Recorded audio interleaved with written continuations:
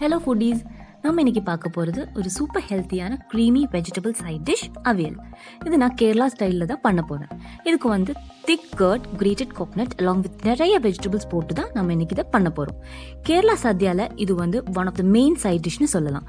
ரொம்ப சிம்பிளாக இருந்தாலும் எல்லாரும் ரொம்ப விரும்பி சாப்பிட்ற சைட் டிஷ் இது. இதை எப்படி பண்ணுறதுன்னு பார்க்கலாம். இங்கே நான் எடுத்துருக்கிற வெஜிடபிள்ஸ் என்னன்னு பார்த்தீங்கன்னா கேரட், தட்டைப்பயிர், பீன்ஸ், கொத்தவரங்காய், அவரக்காய், அப்புறம் வேறு வெஜிடபிள்ஸ் பார்த்தீங்கன்னா வெள்ளை பூசணிக்காய், புடலங்காய், முருங்கைக்காய் அண்ட் பச்சை மாங்காய். இங்கே பச்சை மாங்காய் எதுக்கு யூஸ் பண்ணியிருக்கேன்னா ஒரு புளிப்பு தன்மைக்காக தான் நான் யூஸ் பண்ணியிருக்கேன். நீங்கள் கேர்டும் மாங்காவும் பேலன்ஸ்டாக யூஸ் பண்ணிக்கலாம். இப்போ கேர்டு வந்து ரொம்ப புளிப்பாக இருந்துச்சுன்னா இந்த மாங்காய் கூட நீங்கள் அவாய்ட் பண்ணிக்கலாம். நான் ரெண்டுமே இங்கே எடுத்திருக்கேன். அப்புறம் வாழைக்காய், இந்த மாதிரி வாழைக்காவை நறுக்கி தண்ணியில் போட்டு வச்சுக்கோங்க, இல்லாட்டி கருத்து போயிடும். அப்புறம் சேனக்கிழங்கு இந்த மாதிரி நீள நீளமாக கட் பண்ணி வச்சுக்கோங்க. எல்லா வெஜிடபிள்ஸும் இந்த மாதிரி நீளமாக கட் பண்ணி வச்சுக்கோங்க. நான் இங்கே வந்து எவ்வளோ வெஜிடபிள்ஸ் எடுக்க முடியுமோ அவ்வளோவும் இங்கே எடுத்திருக்கேன். சிலர் வந்து இது கூட பொட்டேட்டோ, பிரிஞ்சால், லேடிஸ் ஃபிங்கர், பீட்டர் கார்ட் இதெல்லாமே கூட யூஸ் பண்ணிப்பாங்க.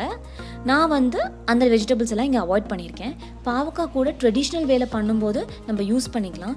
மித்த வெஜிடபிள்ஸ் எல்லாம் இது கூட போட்டிங்கன்னா ஒரு மாதிரி குழன்னு ஆயிரும். அதனால தான் நான் இங்கே மோஸ்ட்லி நான் அந்த மாதிரி பண்ணுறது நான் ப்ரிஃபர் பண்ண மாட்டேன். எல்லா வெஜிடபிள்ஸும் கட் பண்ணதுக்கு அப்புறம் தண்ணியில் போட்டு வச்சுக்கோங்க. எப்போவுமே அவியலுக்கு வந்து வெஜிடபிள்ஸ் கட் பண்ணிட்டு கழுகிறது தான் பெஸ்ட் ஆப்ஷன். முருங்கைக்காவும் மாங்காவும் மட்டும் தனியாக வாஷ் பண்ணி எடுத்து வச்சுக்கோங்க. இது கூட சேர்த்து போட வேண்டாம். நான் இங்கே இந்த மாதிரி ஒரு பெரிய குக்கர் எடுத்திருக்கேன். இதில் வந்து 2 table spoon of coconut oil use பண்ணியிருக்கேன்.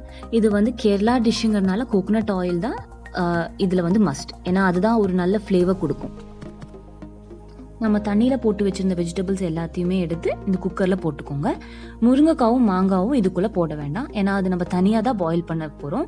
ஃபர்ஸ்ட் முருங்கைக்காய் வந்து பாயில் பண்ணி அது ஒரு ஹாஃப் பாயில் ஆனதுக்கப்புறம் நீங்கள் மேங்கோ போட்டுட்டு அதை வந்து பாயில் பண்ணிக்கலாம், இல்லாட்டி அது ரொம்ப வெந்து உடஞ்சி போயிடும். இந்த வெஜிடபிள்ஸ் எல்லாமே ஆட் பண்ணதுக்கப்புறம் இதில் வந்து 1/2 டீஸ்பூன் மஞ்சத்தூள், 2 டேபிள் ஸ்பூன் மிளகாய்த்தூள், உங்கள் காரத்துக்கு ஏற்ற அளவுக்கு போட்டுக்கோங்க. உப்பு உங்களுக்கு ஏற்ற மாதிரி போட்டுக்கோங்க.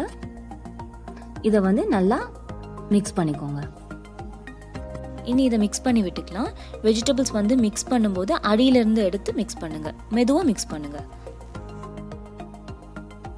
இந்த வெஜிடபிள்ஸ் எல்லாம் குக் ஆகிறதுக்காக ஒரு 1 கப் தண்ணி ஊற்றிக்கோங்க. இதை வந்து மூடி வச்சு ஒரு 1 விசில் மட்டும் விடுங்க. அதுக்கு மேலே ஆயிடுச்சுன்னா வெஜிடபிள்ஸ் எல்லாமே வெந்து உடஞ்சிரும். இதுக்கு அரைக்கிறதுக்கு என்னன்னு பார்த்தீங்கன்னா துருவின தேங்காய். நான் இங்கே வந்து ஒரு ஃபுல் தேங்காய் எடுத்திருக்கேன். நான் ஒரு 7-8 பேருக்கு பண்ணுறதுனால ஒரு ஃபுல் தேங்காய் எடுத்திருக்கேன். நீங்கள் உங்களை அளவுக்கு எடுத்துக்கலாம். அப்புறம் உங்கள் காரத்துக்கு ஏற்ற மாதிரி பச்சை மிளகாய் ஆட் பண்ணிக்கோங்க. அப்புறம் ஒரு டீஸ்பூன் ஜீரகம் ஆட் பண்ணிக்கோங்க. அவ்வளோதான். இதை வந்து தண்ணி ஊற்றாமல் நல்லா பல்ஸ் மட்டும் பண்ணி எடுத்துக்கோங்க இந்த மாதிரி. இப்போது நான் 1 விசில் விட்டு இங்கே எடுத்திருக்கேன். விசில் நல்லா அடங்கினதுக்கப்புறம் இந்த குக்கான வெஜிடபிள்ஸ் கூட நம்ம தனியாக பாயில் பண்ணி வச்சுருந்த மாங்காவும் முருங்கைக்காவும் இதோட சேர்த்துக்கோங்க. அதுக்கப்புறம் நம்ம தனியாக பல்ஸ் பண்ணி வச்சுருந்த அந்த அரைப்பையும் இதோட சேர்த்துக்கோங்க. நான் ஒரு 1 கப் கேர்டை தனியாக பீட் பண்ணி எடுத்து வச்சுருந்தேன்.